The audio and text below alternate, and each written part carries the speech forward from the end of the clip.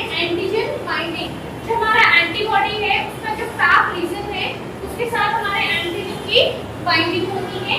Binding to the antigen is the primary function of an antibody which can result in protection of host. तो कोई भी हमने पढ़ा था एंटीबॉडी क्या है, एक ऐसा सब्सटेंस है जो इम्यून रेस्पॉन्स की वजह से रिलीज होता है।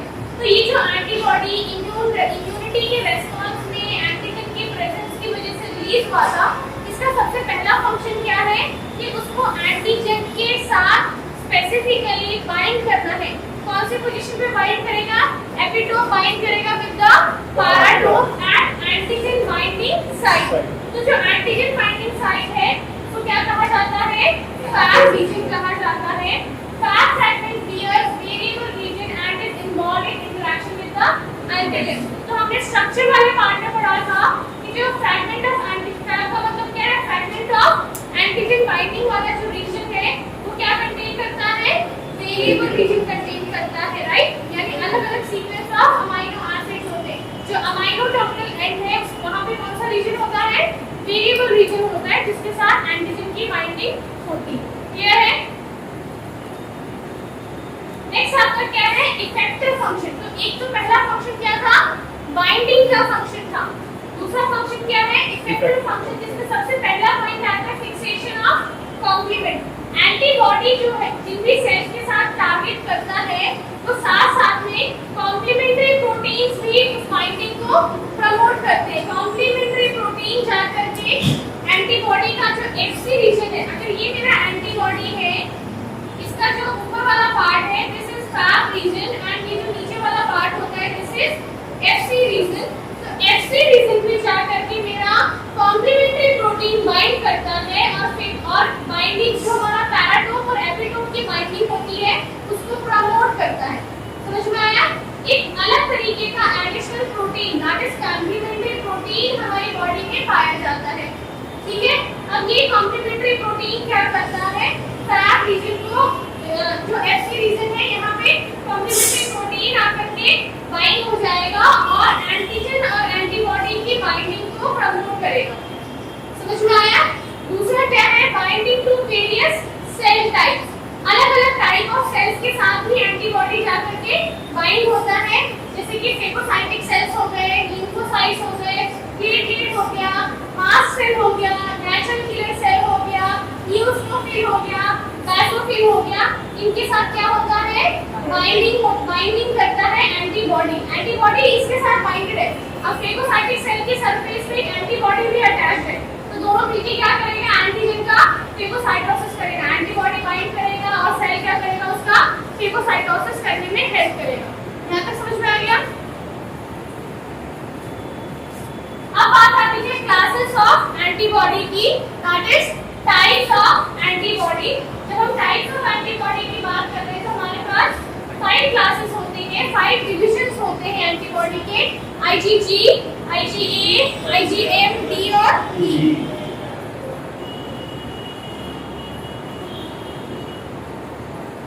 ठीक है। हमारे पास कितने क्लासेस होते हैं, 5 क्लासेस होते हैं, IgG, A, M, D और E। तो IgG किस बेसिस पे था,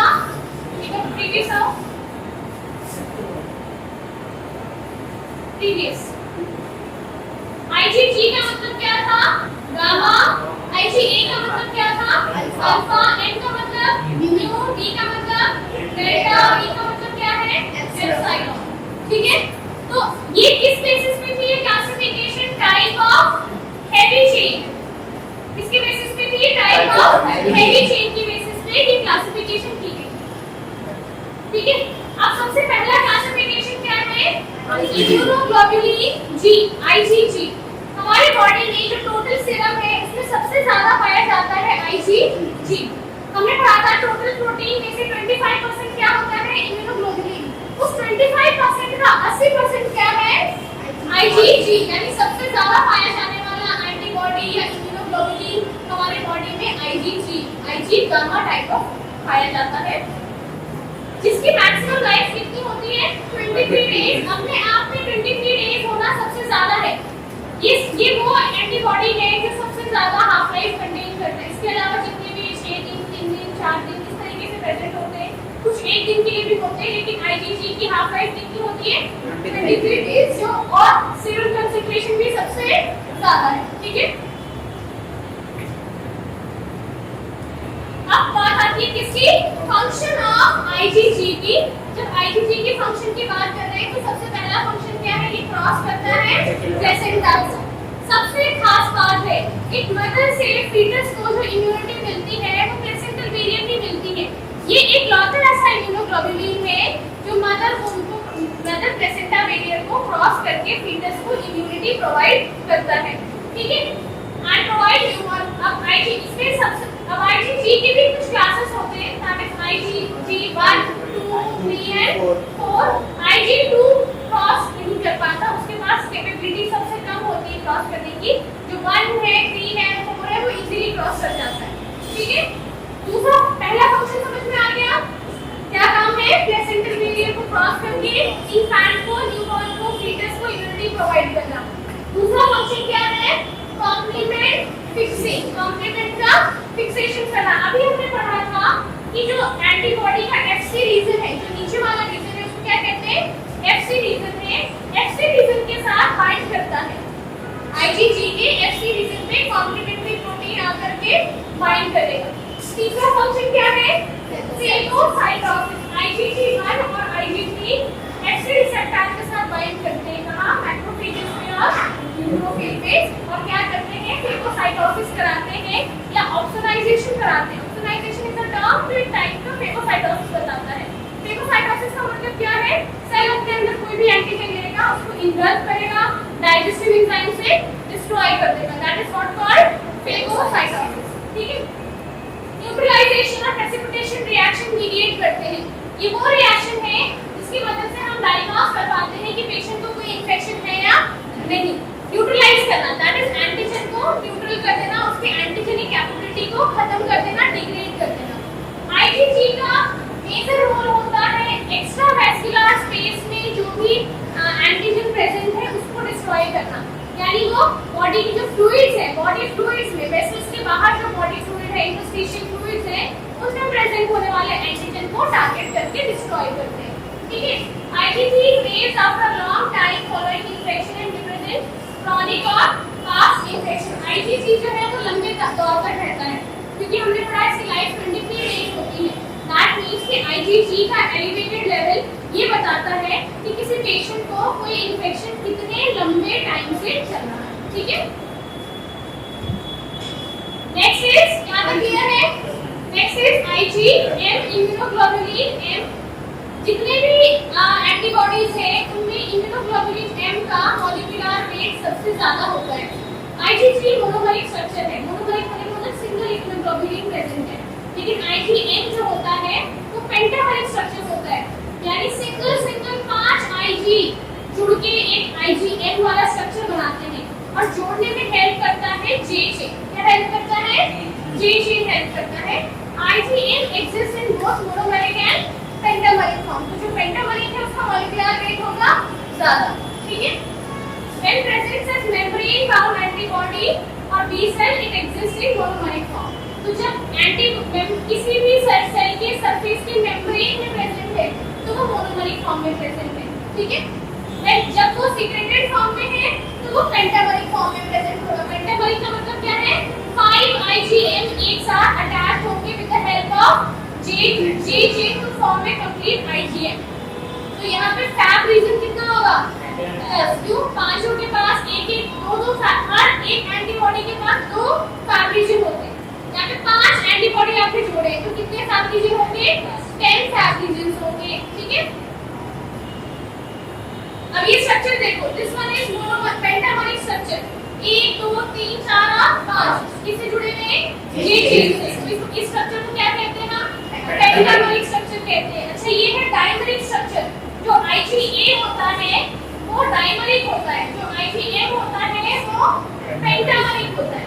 ठीक है, डायमरिक का होने का मतलब क्या है, 2 एंटीबॉडी एक दूसरे से जुड़े हुए हैं with the help of J chain and secretary component. ये J चेन है और ये क्या है, सेक्रेटरी कंपोनेंट है। ये सेक्रेटरी कंपोनेंट सिर्फ IgA में पाया जाता है। IgM में सिर्फ क्या होता है, जे चेन एक तरीके का बॉन्ड है जो सारे एंटीबॉडीज को आपस में जोड़ रहा है। आईजीजी सिर्फ मोनोमरिक होता है, यानी सिर्फ एक एंटीबॉडी प्रेजेंट होगा। आईजीएम डाइमरिक भी हो सकता है और मोनोमरिक भी हो सकता है। आईजीएम जो है वो पेंटामरिक भी हो सकता है और मोनोमरिक भी हो सकता है। मोनोमरिक का मतलब है सिंगल, पेंटामरिक का मतलब है 5 antibody at single time with the help of J chain they are joined together, right? Clear है? स्ट्रक्चर समझ में आ गया आईजीएम का? अगर हम फंक्शन की बात करें तो आईजीएम का क्या फंक्शन है? याद रखना हमेशा हमारी बॉडी में जब भी कोई इन्फेक्शन आता है तो सबसे पहला एंटीबॉडी जो बॉडी रिलीज करती है that is IgM. IgG long term है, मतलब वो लंबे तौर तक चलता है, तो वो ये बताता है कि पेशेंट को इन्फेक्शन कितने टाइम से है। लेकिन आईजीएम जो है वो सबसे पहले रिलीज होने वाला एंटीबॉडी है, तो उसका प्रेजेंस ये बताएगा कि पेशेंट को इन्फेक्शन रीसेंट है या पुराना है। अगर आईजीएम है इसका मतलब पेशेंट को इन्फेक्शन जो है वो रीसेंट है, हाल फिलहाल में हुआ है, ठीक है? इसीलिए हम उसको क्या कहते हैं? प्राइमरी इम्यून रेस्पॉन्स एंटीबॉडी, क्योंकि वो ऐसा एंटीबॉडी है जो सबसे इनिशियली रिलीज होता है, ठीक है? देन दूसरा क्या है? Complement fixing. कॉम्प्लीमेंट फिक्सिंग में अगेन वही वाला पार्ट आ गया जिसमें हमारा कॉम्प्लीमेंट्री प्रोटीन जाकर के एफसी रीजन के साथ बाइंड करता है और फेगोसाइटोसिस करने में हेल्प करता है। देन आपका आता है फीटल इम्यूनिटी। एक फीटस, क्योंकि हर एंटीबॉडी फीटस नहीं बना पाता है, लेकिन आईजीएम सबसे पहले मिलने वाला एंटीबॉडी है। आईजीजी उसको मदर से मिल रहा है by placental variant, IgA mother milk से मिल जाता है। आईजीएम वो पहला एंटीबॉडी है जो एक फीटस अपने 20वें हफ्ते में बनाना शुरू करता है, ठीक है? This provides immunity to the foetus. तो ये हमारा, जब हम इम्यूनिटी वाले पार्ट में जाते हैं तो ये एक्वायर्ड का एक्टिव इम्यूनिटी है, लेकिन आईजीजी क्या था? पैसिव इम्यूनिटी था। ये कौन सा है? एक्टिव। क्यों? क्योंकि फीटस ने ये खुद बनाया है, फीटस को ये बना बनाया नहीं मिला। आईजीजी तो फीटस को मदर से बना बनाया मिल रहा था, तो वो कौन सा इम्यूनिटी था? पैसिव। एक्टिव इम्यूनिटी वो पैसिव था और ये क्या है? Active immunity. देन हमारा नेक्स्ट क्या है? आईजीए। अभी हमने डायग्राम में देखा था कि आईजीए जो था वो डाइमरिक था, दैट मींस वो जे चेन कंटेन करता था और एक सेकेंडरी प्रोटीन कंटेन करता था। 10 to 15% ऑफ टोटल सीरम क्या होता है? आईजीए। 80% क्या था? आईजीजी, ठीक है? It exist in both monomeric and dimeric form. Serum IgA जो है वो सीरम में जितना भी आईजीए प्रेजेंट है वो मोनोमरिक होता है, लेकिन हमारे इंटेस्टाइनल एरिया में म्यूकोसल सरफेस पे आईजीए पाया जाता है और म्यूकोसल सरफेस पे जितना भी आईजीए प्रेजेंट होगा वो डाइमरिक स्ट्रक्चर का होगा, यानी जे चेन और सेक्रेटरी प्रोटीन कंटेन करेगा। जो डाइमरिक स्ट्रक्चर होता है उसको सेक्रेटरी आईजीए भी कहते हैं, ठीक है? तो क्या आ गया आपका? सेक्रेटरी, यानी कौन सा स्ट्रक्चर है? डाइमरिक स्ट्रक्चर है। Secretary IgA which is dimeric in nature किससे बनता है? With the help of J chain बनता है। इन एडिशन इसके पास एक सेक्रेटरी प्रोटीन भी होता है, सेक्रेटरी कंपोनेंट भी होता है। लोकेशन क्या है? Milk, saliva, tear, intestinal and respiratory tract का म्यूकोसल एरिया जितना भी है वहां क्या पाया जाता है? सेक्रेटरी आईजीए, ठीक है? सेक्रेटरी कंपोनेंट जो है वो आपके एपिथेलियल सेल्स में मेजरली प्रेजेंट होता है और ऑक्सीडाइजेशन या फेगोसाइटोसिस करने में हेल्प करता है। फंक्शन क्या है? सेक्रेटरी आईजीए मीडिएट्स लोकल और म्यूकोसल इम्यूनिटी, क्योंकि इंटेस्टाइनल एरिया, सलाइवा, टीयर ये सब लोकल एरिया है जहाँ पे हमारा एक्सटर्नल एनवायरनमेंट हमारे कांटेक्ट में आता है। आपने आइस टच करी, एंटीजन एंटर हो गया, आपने कुछ भी खाया है वो आपके जीआईटी ट्रैक्ट से जा रहा है, आपने इनहेल किया कंटामिनेशन वो आपके नेजल कैविटी से जा रहा है, तो वहाँ पे म्यूकोसल सरफेस प्रेजेंट होती है। वहाँ पे क्या होता है? आईजीए। तो लोकल इम्यूनिटी, सिस्टमिक इम्यूनिटी नहीं है ना, वो क्या है? लोकल इम्यूनिटी है। लोकल इम्यूनिटी प्रोवाइड करता है किससे? Majorly like salmonella, vibrio, neisseria and virus जैसे कि पोलियो एंड इन्फ्लुएंजा, इन तरीके के इन्फेक्शन से इम्यूनिटी प्रोवाइड करने का काम किसका है? सेक्रेटरी आईजीए का है। ब्रेस्ट मिल्क में आईजीए, सेक्रेटरी आईजीए सबसे ज्यादा पाया जाता है और इन्फेंट को इम्यूनिटी प्रोवाइड कौन करता है? Breast milk. यानी इन्फेंट आईजीए नहीं बना पाता, उसको किससे मिलता है? वो मदद से, जैसे IgG कैसे मिला था प्लेसेंटल बैरियर से, IgE कैसे मिलेगा after birth from the egg, ठीक है। Next is IgE among all IgE जो है वो सबसे कम कंसंट्रेशन में पाया जाता है, तो जो शॉर्टेस्ट लाइफ टाइम इसकी होती है IgE की होती है, और ये इजीली ब्रेक डाउन हो जाता है। यानी अगर आप इसको 56 डिग्री सेल्सियस का टेंपरेचर दोगे 1 आवर के लिए तो ये प्रोटीन डिग्रेड हो जाएगा। प्रोटीन है ना, प्रोटीन का नेचर होता है कि अगर हम इसको हीट करते हैं तो वो डिग्रेड होता है, ठीक है। It has affinity for the surface of tissue cell of same species, ये स्पेसिफिक होते हैं। अगर एक ही स्पीसीज मान लो मेरी IgE मैं किसी और को ट्रांसफर करती हूं तो जरूरी नहीं है कि वो उसकी होमो सेपियंस से हम ह्यूमन है, पर फिर मेरी IgE और उसकी IgE में फर्क होगा और उसकी बॉडी को उस IgE को एक्सेप्ट करने से मना भी कर सकती है, ठीक है। डाइवर्सिटी जितनी ज्यादा होगी एक्सेप्टेंस उतनी कम हो जाएगी, ठीक। अच्छा, IgE जो है वो एलर्जिक रिएक्शंस के टाइम पे, ठीक है, एलर्जिक रिएक्शंस के टाइम पे ज्यादा रिलीज होता है। तो फंक्शन क्या है, हाइपर सेंसिटिविटी रिएक्शन जितने भी मीडिएट होते हैं वो IgE की वजह से जैसे हमें एलर्जी हो जाती है, इचिंग होती है, पैरासाइटिक इन्फेक्शन होता है, इन तरीके के इन्फेक्शंस में हमें IgE रिलीज होता है। अस्थमा के पेशेंट्स में IgE बढ़ा हुआ होता है ना, जिससे मस्कुलो वाइट हो जाता है, तो इन्फ्लेमेशन एक तरीके की, उस तरीके से जो है आपका क्या होता है IgE रिलीज ज्यादा होता है। हेलमिंथिक यानी पैरासाइटिक इन्फेक्शन में भी IgE रिलीज ज्यादा होता है, ठीक।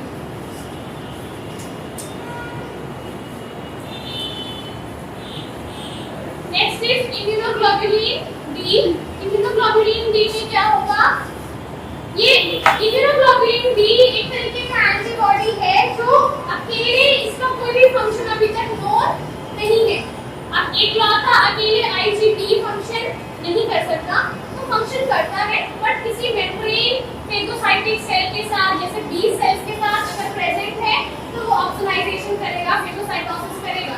लेकिन अगर वो अकेले प्रेजेंट है तो IgD फंक्शन नहीं कर सकता। अकेला अभी तक टिल येट इसका कोई फंक्शन डिस्कवर नहीं हुआ है, लेकिन मेम्ब्रेन के साथ प्रेजेंट है किसी भी सेल की, जैसे B सेल की मेम्ब्रेन में प्रेजेंट है तो ऑक्सीडाइजेशन करने का काम करता है, ठीक है।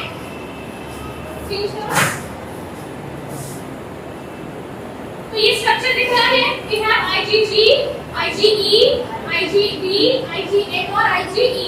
IgG मोनोमरिक है, IgE भी मोनोमरिक है और IgD भी मोनोमरिक है। और हमने पढ़ा था Ig गामा म्यू और जो डेल्टा है, गामा एप्सिलॉन और जो डेल्टा है उनका जो मॉलिक्यूलर वेट होता है वो कम होता है। M और A इनका मॉलिक्यूलर वेट जो होगा वो ज्यादा होगा। ये पेंटामेरिक स्ट्रक्चर है यानी J चेन से जुड़ा हुआ है, इसमें हिंज रीजन भी होता है, ठीक है। IgA जो है वो डायमेरिक स्ट्रक्चर है, इसमें J चेन होता है और सेकेंडरी प्रोटीन होता है। तो ये स्ट्रक्चर्स आपको याद रखने हैं, ठीक है। देन फंक्शंस ऑफ इम्यूनोग्लोबुलिन यहां तक है। यहां पे हमने जो बातें याद रखनी है that is IgA, B, M, E और G के अलग-अलग फंक्शन, उनकी हाफ लाइफ कितनी है, मॉलिक्यूलर वेट कितना है और सबका अपना स्पेसिफिक फंक्शन क्या क्या है। इतनी चीजें आपको फंक्शंस ऑफ इम्यूनोग्लोबुलिन में याद रखनी है, ठीक है।